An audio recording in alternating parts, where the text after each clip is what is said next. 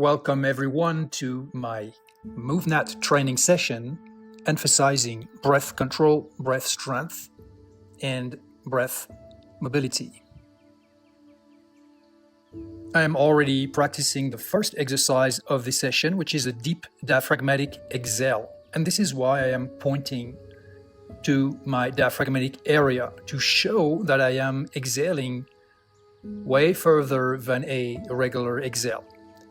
Then with my hand, I'm showing inhaling and exhaling, which is because I'm taking regular recovery breath cycles, 2 of them, in between each deep diaphragmatic exhale. With the movement of my hand, I am either showing my hand going up and down relatively slowly or forward and backward relatively slowly, which indicates when I am doing a regular breathing in between the deep exhales. Then I show the count. Number 4, 4th deep exhale. I keep exhaling more air, pushing more air outside of my lungs until this is done. Then I am again pointing at my diaphragmatic area to show the second exercise where I push my diaphragm forward as I maximally inhale. So it's a real muscular effort from the diaphragm where even though it feels that you cannot inhale any longer, you're still trying for a few seconds, not by using your upper respiratory muscles, but by exclusively focusing on the diaphragm. And in between each maximum diaphragmatic inhale, I take 2 regular breath cycles. And I do that 4 times.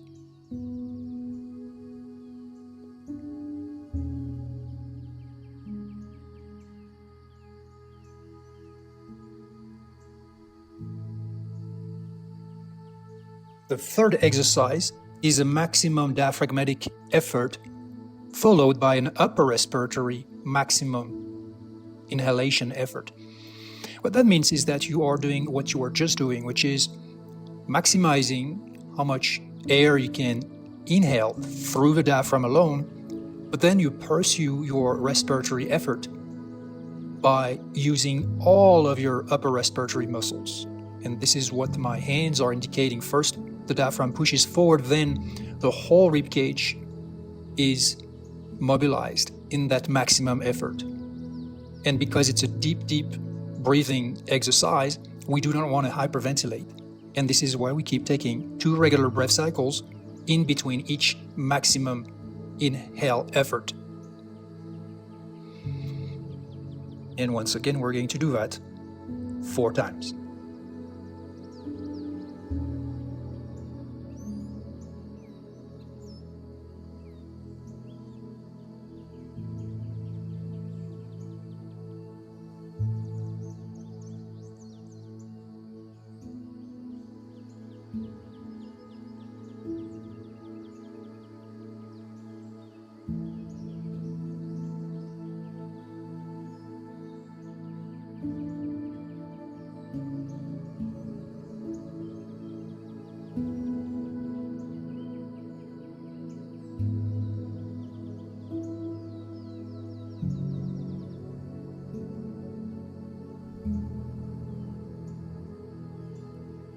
What you are seeing me doing now is the same sequence we did before in a seated position, except this time I'm in a deep squat position.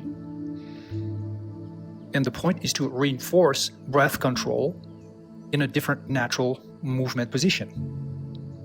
So we start with the deep exhales, followed by 2 regular breath cycles. Then we're going to do this 4 times.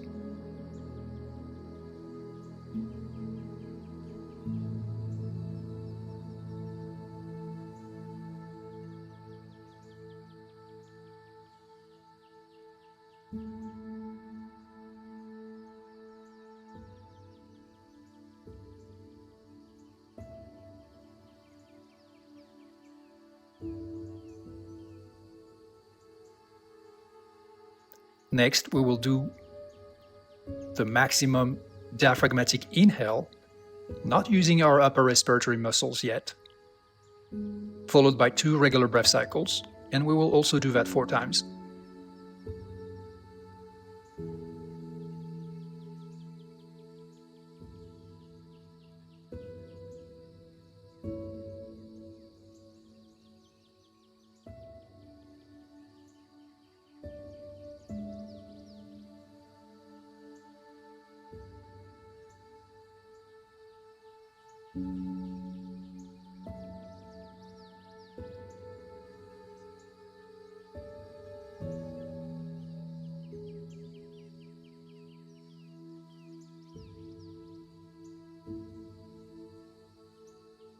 And finally, the diaphragmatic maximum inhale followed by the upper respiratory muscles.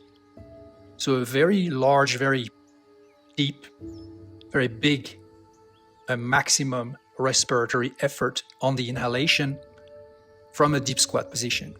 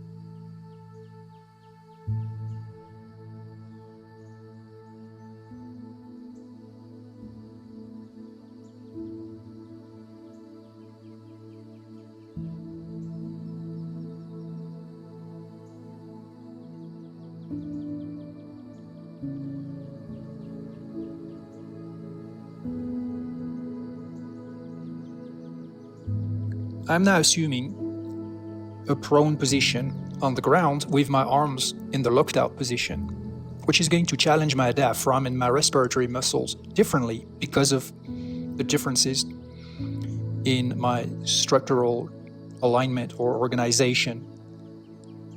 And what I'm doing is again a maximum diaphragmatic inhale followed by a maximum upper respiratory inhale. So I'm really trying to mobilize as much of my respiratory muscles that I can, as many of them. And this is why at the end of that effort, I still pursue trying to get a little more air in my lungs 3 times, 5 times, until you exhale again and take 2 regular breath cycles.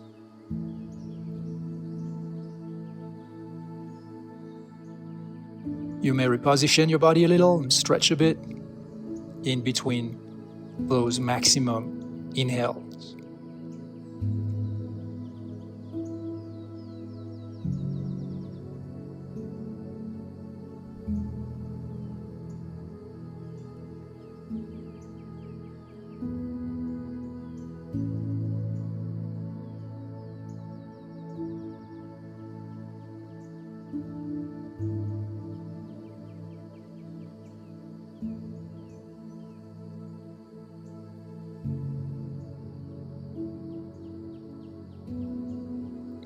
Next, I'm doing slow backward rocking movements with slow, deep, also nasal, diaphragmatic breathing. I do 10 repetitions. You may do a few more, a few less if you want. And what you see me doing is that I am increasing my range of motion with each rep. I am rounding my back a little more, and you will do that according to your own ability.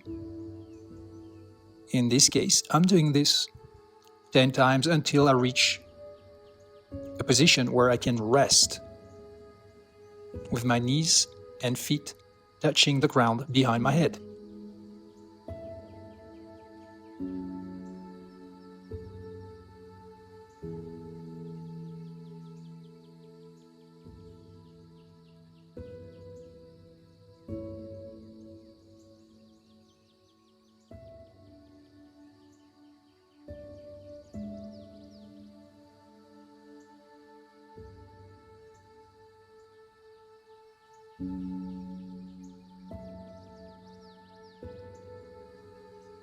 I am now assuming full spinal flexion in that position, which is going to challenge my respiratory muscles, not just the diaphragm, but also all the upper respiratory muscles because of the particularity of this position. I'm counting breath cycles. You can do 8, you can do 12, you can do more, you can do less. You may also be in a slightly different position depending on what position you can personally assume. But the point is to find a position that increases the challenge and the demand on your respiratory muscles, to train them to be stronger, to be more flexible, and also to mindfully relax your whole body as you maintain breath control all along.